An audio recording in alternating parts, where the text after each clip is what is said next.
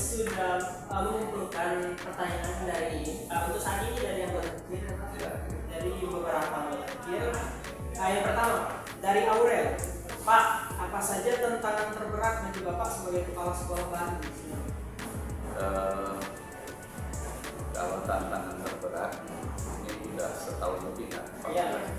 Kalau pertama-tama kemarin tantangan yang paling berat itu mengubah budaya. Jadi karakter anak. Jadi di sini saya pertama akomodasi. Ada kultur yang menurut saya ini harus kita cari akar.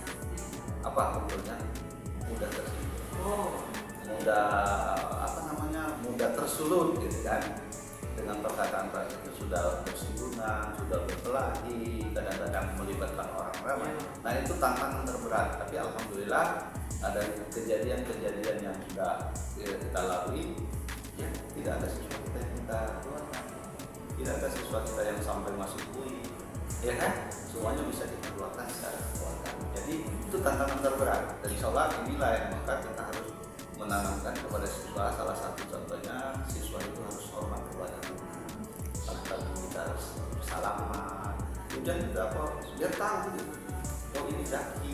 Oh kenapa kali ini Zaki kelihatannya kurang bahagia? Oh kenapa ini ada permasalahan? Itu tujuan kita bersalaman itu bukan sekedar bersenggolan tangan, gitu. Tapi mengetahui ada perubahan di sini. Sama kalau di rumah itu kan kita ketemu kalau anak tanya masuk ke dalam dia pulang sekolah, kalau dia meredup kita tanya apa yang menyebabkan kamu, apa kejadian seperti itu. Jadi tantangan terberat adalah merubah karakter mudah tersulut, mudah tersinggung di antara sesama teman. Ya, selanjutnya itu pertanyaan dari Delsi ya Pak.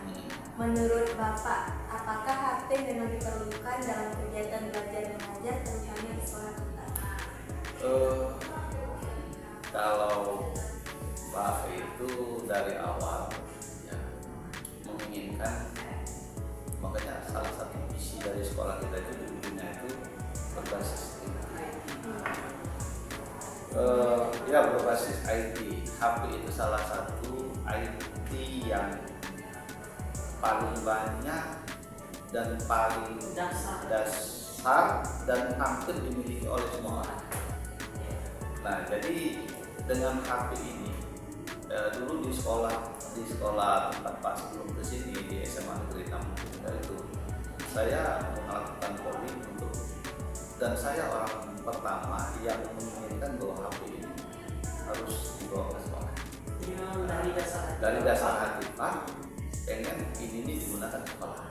Nah, tapi kita lihat karakternya dulu. Nah, untuk di sekolah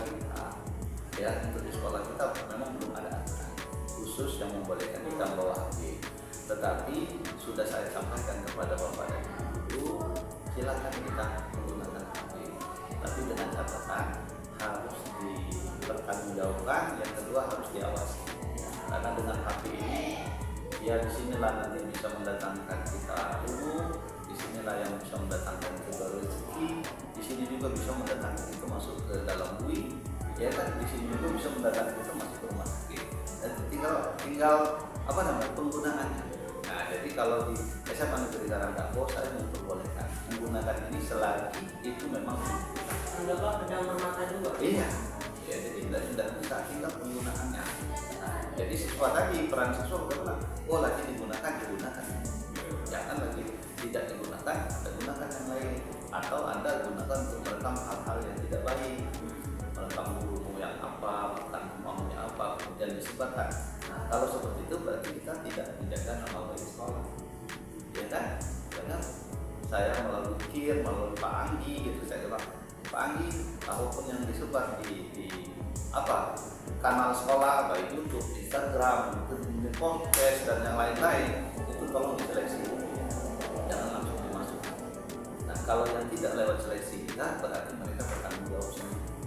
Makanya kalau kamu ingin memasukkan sesuatu yang ada di sekolah, izin dulu, izin dengan bagian dokumentasi kan, ini layak untuk disebar, jangan langsung disebar. Karena bagus bagi kita belum tentu bagus juga, positif bagi kita belum tentu positif bagi HP ini adalah jendela ilmu. Semuanya ada di sini. Kamu nggak usah bawa buku banyak-banyak sih. Buku berat semuanya ada di sini gitu kan. Kan zamannya beda. Kalau zaman Pak Guru ya bawa buku zaman kalau sekarang kita mau apa tentang kimia ada semua. Mau resep masak ada semua. Semuanya ada di sini. Mungkin satu HP ini kalau kita buatkan buku yang sudah sekamar ilmu yang ada di sini. Jadi artinya HP ini gudang. Nah kalau dia gudangnya ilmu, sumber pengetahuan, otomatis ini ya pokoknya dari sini bagus banget. Jangan dilarang, tapi tetap dalam koridor pengawasan.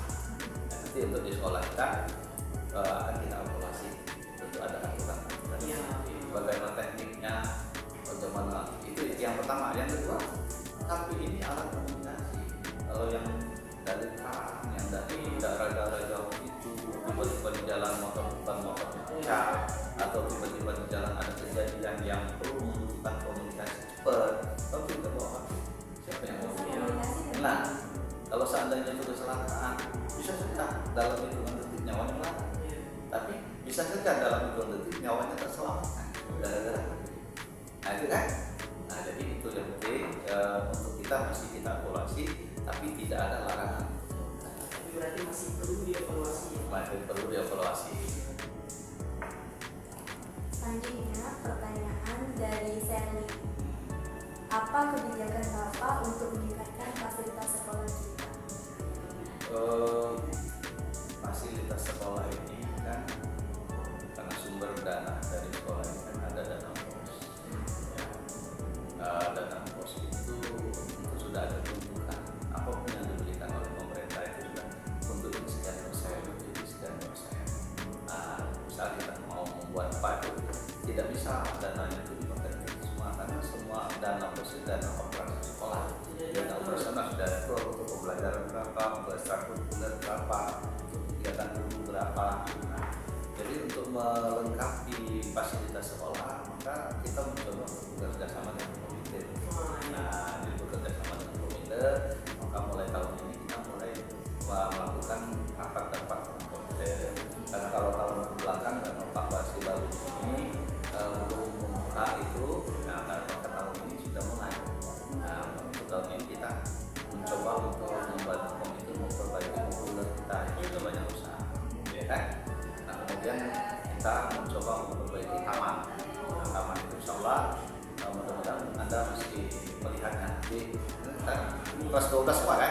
Nah, mudah-mudahan nanti kalau tidak ada halangan, sudah ada dana terkumpul, tempat upacara, apa namanya itu podium upacara itu akan kita buat lebih bagus lagi. Ya kalau terkumpul di Oktober mungkin di Oktober sudah. Itu tadi fasilitas kita kerjasama. Ya karena sekolah ini bukan milik Pak Sari, tetapi milik bersama, sama untuk warga Anda. Ya kan? Yang menjadi tujuan fasilitas utama Bapak untuk ditingkatkan Yang pertama fasilitas yang berkaitan dengan proses belajar mengajar, kelas, kemudian mungkin faktor-faktor pendukung yang lain, kan? Kita apa namanya itu step by step. Mana papan tulisnya, mungkin ruang kelasnya, tapi karena ya tadi kita sudah banyak sekali yang perlu diperbaiki, tinggal apa namanya yang mana sih yang saya prioritas, misalnya ini ruang kantor dulu yang kita prioritaskan. Kenapa? Karena ini rusaknya orang untuk bertamu ke sekolah ini. Jadi kalau ruang kantor ini jadi bagaimana dengan ruang kelas? Kan ini kalau kita di rumah kan ruang tamu kayak sih kan, bagus ruang tamunya, baru masuk ke dalam. Nah, jadi kalau kita menghias yang bagian belakang yang depan tidak kelihatan, nah jadi rasanya berbeda. Jadi intinya yang berkaitan dengan perbaikan proses pembelajaran, fasilitas proses pembelajaran mengajar, insya Allah. Yang selanjutnya Pak, dari Monica, sejauh mana sih Bapak mengembangkan kegiatan untuk kegiatan-kegiatan dan pengembangan karakter untuk siswa di luar bidang akademis? sesuai dengan tuntutan kan kita sudah Ya. itu merdeka itu memberikan keberpihakan pada murid karena murid itu tidak semuanya mampu di bidang akademik ya, ada di bidang-bidang tertentu maka kita akan mencoba menelusuri bakat dan minat. Nah, jadi ke depan itu nanti kita akan melihat mana sih yang menjadi fokus anak-anak kita sekarang, kegiatan ekstranya apa sih, ya apa yang bisa ditanggung-jawabkan. Ya, ini sebagai apa bayangan waktu Pak masih di SMA Negeri Tampung, saya membuka vokasi. Jadi sejenis vokasi karena tidak semua tamatan sekolah kita ini nanti kuliah. Tidak semua tamatan kita ini bekerja jadi apa. Nah, maka dibuat vokasi. Salah satu contohnya kita membuat bidangnya nanti mungkin kalau yang pernah saya buatkan itu saya membuat ekstra misalnya rias pengantin. Nah, gitu kan, ada ekstra rias pengantin kalau untuk yang perempuan, kalau laki-laki itu barbershop. Barbershop nanti kita coba. Jadi mungkin anak-anak yang rambutnya gondrong itu bisa dijadikan praktek. Nah, jadi keluar dari sini mereka sudah punya vokasi, sudah punya skill. Ya, skill itu nggak usah yang mulu-mulu ya. Anda itu saja kalau barbershop atau tukang cukur, ya buka di kamar 2x2 gitu kan, ada alatnya, sekali modal gitu kan, sehari 10 kepala, 10.100, ya kan? Kalau sebulan mah 3 juta. Nah, 3 juta kan sudah gaji 3A kalau teknis awal. Sudah lumayan kan? Pasti seperti itu. Nah, karena itu saya coba dulu waktu Pak kuliah seperti itu. Coba kuliah dulu karena saya hobi itu membuat desain buku yang kecil-kecil gitu kan. Jadi kalau dulu Pak punya cerita kalau dosen itu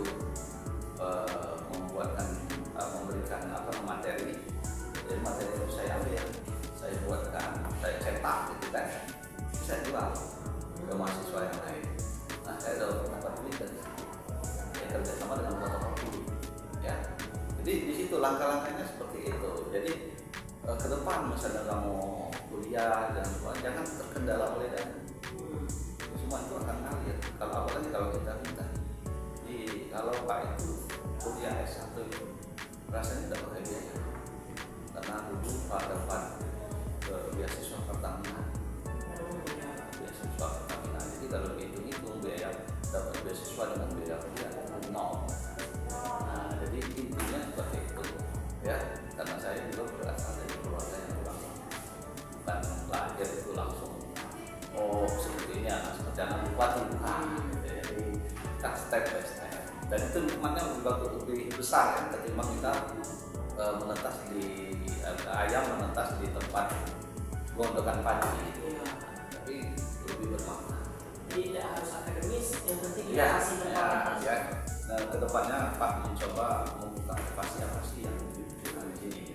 Tadi kita coba mungkin kita akan membuka tentang salon tadi ya, atau kita salon praktek kan. Keluar dari sini kan setiap hari kan banyak sudah ada skillnya.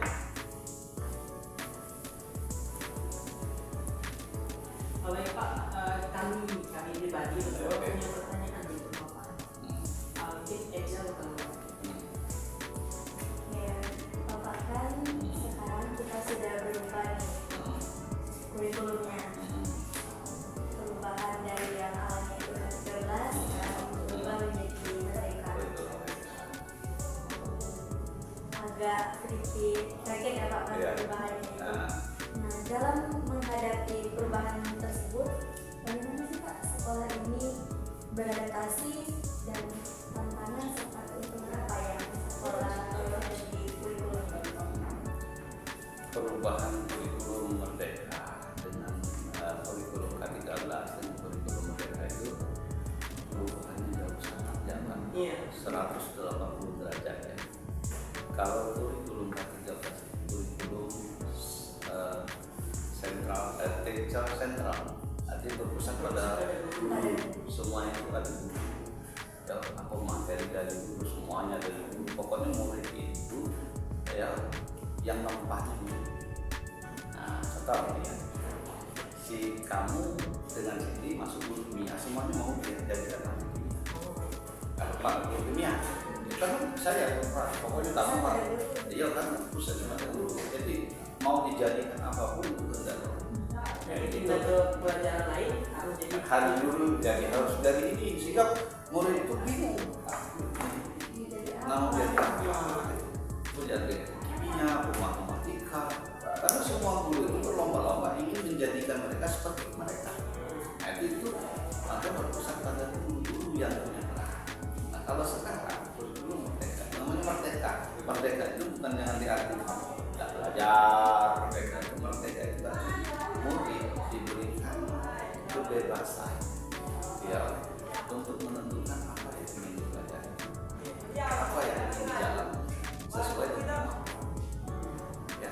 Sedangkan guru itu hanya sebagai penuntut ya, artinya cari misalnya pengennya menjadi dokter ya, tentu berat nanti pelajaran biologi atau di biologi. Kalau mau jadi arsitek berarti di fisika ya kan? Nah ini mau jadi hukum mungkin di sosiologinya. Tapi sekarang kan tidak ada jurusan IPA, tidak ada jurusan IPS lagi. Yang ada itu jurusan yang disesuaikan dengan bakat dan minat. Kita ada F1 pelajaran agak lebih banyak ya. Nah jadi sangat jauh ya, sangat jauh berbeda antara guru merdeka dan jadi menyikapinya yang pertama bahwa mindset dulu. Jadi mindset dulu kita berubah. Alhamdulillah kita ada beberapa guru kita sudah menjadi guru penggerak. Ya, jadi mindsetnya berubah. Kalau zaman Pak dulu itu kalau tidak di dalam kelas itu tidak belajar. Kalau sekarang dimanapun itu tempat belajar. Silakan. Dan tidak semata-mata untuk mencari nilai akademik. Tapi bisa timbul dari bagaimanapun dari nilai apapun itu lagi. Sekarang kalau kita nanam padi, apa kita harus menjadikan dia jagung? Tidak bisa kan?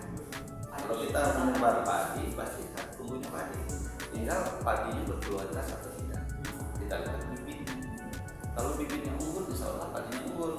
Itu pun kalau dirawat orang yang unggul. Bibit yang unggul, gurunya tidak unggul, tidak bisa unggul, ya kan? Nah, atau bibitnya unggul ditanam di tempat yang tidak subur. Ya, lingkungan sekolah biarkan, ulang-ulang silakan, tentu tidak. Nah, tapi kalau ada bibit yang kurang unggul, ditanam di tempat yang bagus, dipelihara oleh orang yang bagus, insya Allah akan menghasilkan hasil yang berkualitas. Jadi intinya, ya untuk mereka lebih memanusiakan murid, memanusiakan murid sesuai dengan dimiliki. Sesuai dengan bakatnya, sesuai dengan keinginannya, sehingga bisa berkembang.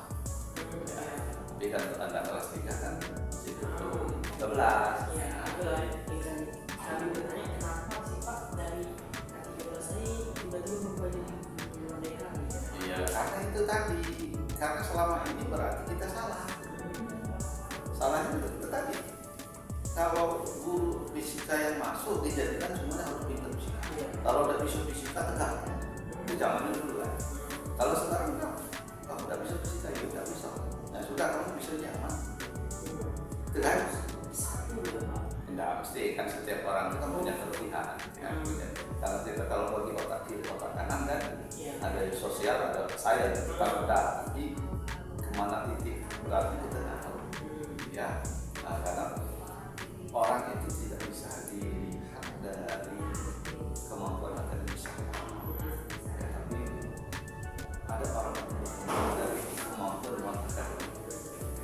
Ya, contoh bisa saja dia waktu itu ranking 1 sampai level 1, ya kan? Tapi pas ke lapangan dia tidak bisa. Tapi orang ada yang bisa waktu itu dengan terakhir terus nilai tapi dia rajin di organisasi, bisa mungkin jadi bupati apa itu pengalaman. Ya.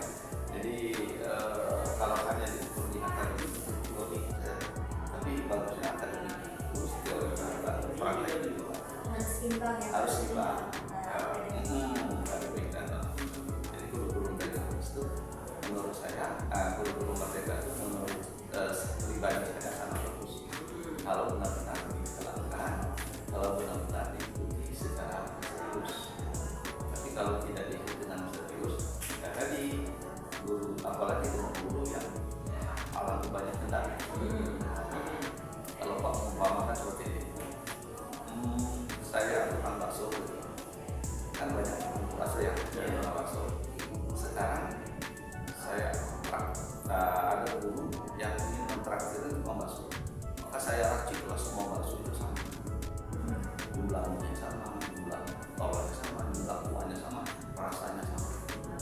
Setelah saya hidangkan, ternyata ada yang makannya cuma bertolnya habis, ada yang enggak ditoleh juga tidak, ada yang enggak kering.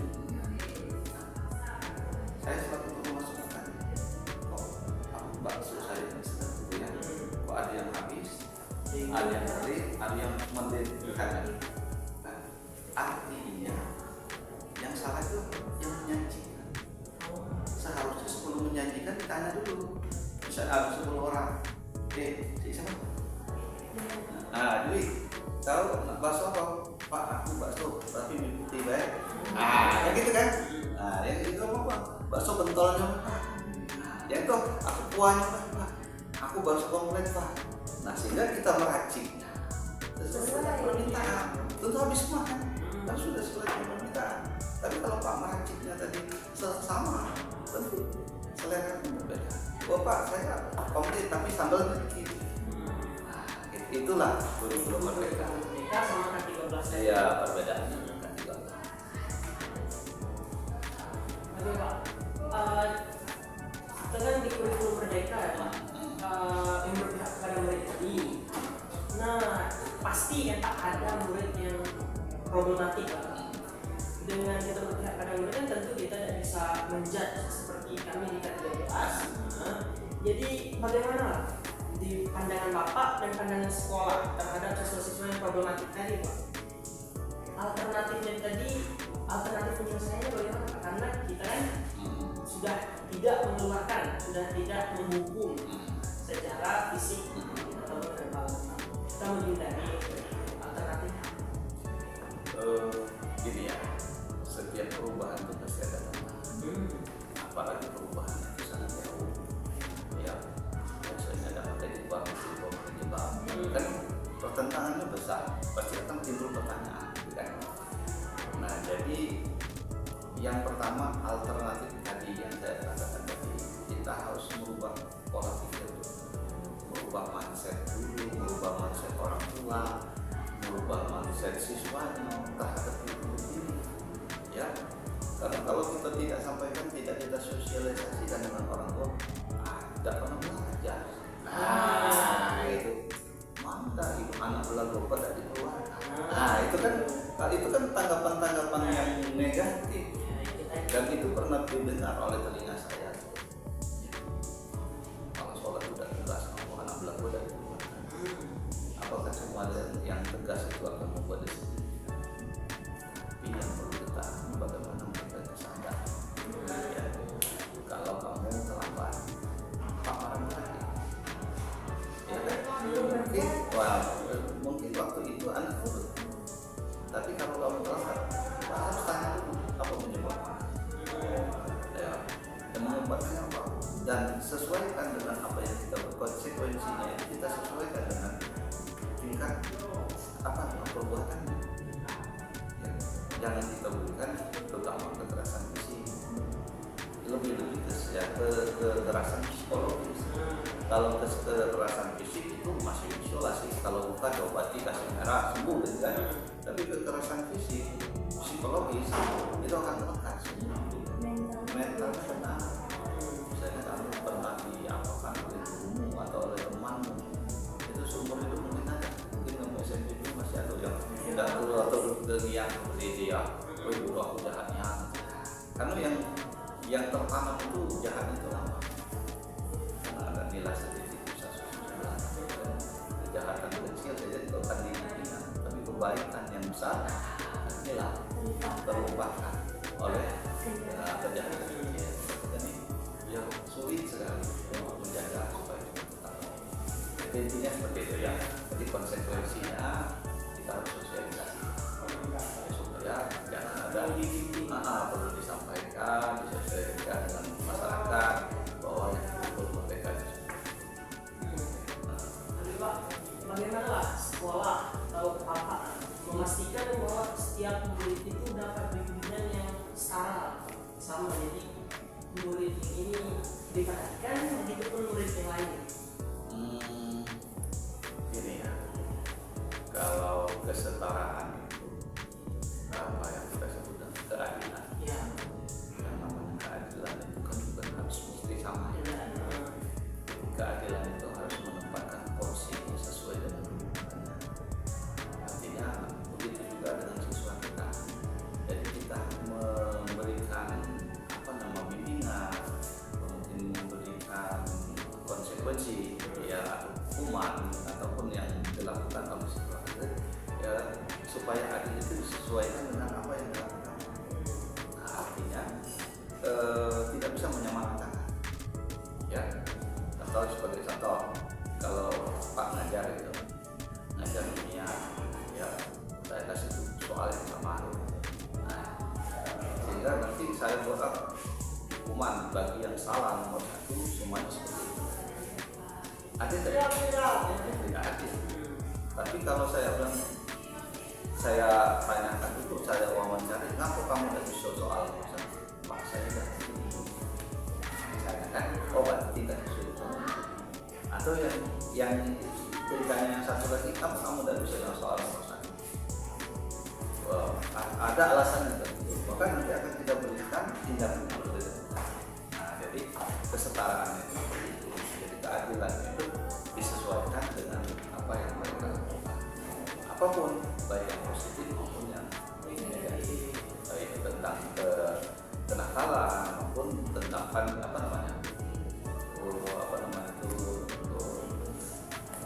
pemberian hadiah misalnya, apresiasi reward atau reward itu kita sesuaikan. Makanya kan mulai sekarang itu tidak ada lagi yang mencari kelasnya, juga karena mereka itu berbeda-beda. Kalau kita ranking itu artinya harus hidup sama. Orang berlari, kalau ada jarak 100 meter, kalau di ranking berarti tinggal kita semuanya harus sampai 100 meter. Tinggal kita mengukur berapa kecepatan. Tapi kalau kita mengukur berapa tingkat kemampuan dia berlari, mungkin ada yang sampai 100, ada yang 50, ada yang 80, kan beda-beda. Nah, terus kalau dulu kan ada namanya KKM. Jadi Zaki harus sesuai dengan KKM. Kalau tidak sampai, bagaimana caranya sampai KKM? Kan itu seperti dulu kan. Tadi sumpel, tadi upload, tadi suruh bawa sapu, entah apa supaya tak tuntas. Kalau sekarang tidak. Ya saya mampu jalan sebatas 50 meter ya sudah, itu kemampuan saya. Yang dipaksakan 100 meter. Nah, tapi kita harus berusaha yang terbaik. Ya, jangan menyerah.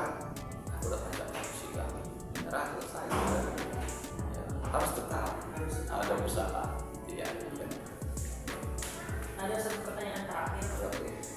Menurut Bapak tuh masih relevan kalau ada guru yang menganak kemaskanan satu murid gitu dalam satu kelas? Ya si Ani murid kesayangan istilahnya Pak. Masih relevan tidak? Gini, menurut Pak itu saat ini tidak ada lagi yang istimewa. Semuanya sama. Mereka itu istimewa dilihat dari mana? Iya. Jadi kalau ada 30 murid, semuanya itu istimewa. Punya kelebihan masing-masing dan punya kekurangan masing-masing. Jadi istimewa itu relatif. Ya, mungkin kamu kurang istimewa di segi ini, tapi ada istimewa. Ya kan? Jadi kekurangan yang dimiliki orang lain itu bisa menjadi istimewa bagi mereka. Contoh. Ya, kalau pemain film itu harus bisa tinggi ganteng, judul filmnya mungkin sama, benar kan? Tapi ada film orang-orang cebol gitu kan, dibutuhkan di situ kan? istimewa dia. Nah kami kan menganggap kecebolannya istimewa. Tapi kalau itu putus asa, berarti benci, jangan bunuh, gitu kan? Nah itu tidak muncul. Nah maka yang mana yang istimewa itu yang mampu eksis dengan apa yang dimiliki. Nah jadi kalau ada guru yang mengatakan dia serba besar, dia ini anak kesayangan, berarti gurunya belum memahami. Tapi kalau saya guru membuat anak, ya tidak boleh. Ya, karena mereka empat anaknya kan berbeda-beda. Siswa istimewa dia ini, siswa kekurangannya di sini, semuanya anak istimewa. Ya tidak ada anak masalah. Ya. Jadi sudah tidak relevan. Sudah tidak relevan lagi. Jadi jangan ada yang istimewa. Ya. Oke, itu tadi bincang kita bersama Pak Saryanto. Terima kasih banyak Pak sudah menemani kami di Temu Kata Akhir. Kira-kira Pak ada pesan Pak untuk teman-teman semua yang menonton? Oke, pesan saya terutama kepada anak-anak khususnya dari SMA ya. Mari kita majukan sekolah kita sesuai dengan kemampuan bakat dan minat yang kita miliki ya, supaya sekolah ini bisa minimal eksis sama dengan sekolah ya. Tunjukkan apa yang Anda miliki ya, jadikan kekurangan itu sebagai kelebihan dan jangan jadikan kelebihan itu sebagai kesombongan. Insya Allah kita akan ya menjadi orang terbaik bagi sekolah, terbaik bagi keluarga, terbaik bagi bangsa dan negara. Itu pesan. Baik, itu tadi bincang kita. Sampai jumpa di episode selanjutnya. Kami tutup. Wabillahi taufiq wal hidayah. Wassalamualaikum warahmatullahi wabarakatuh.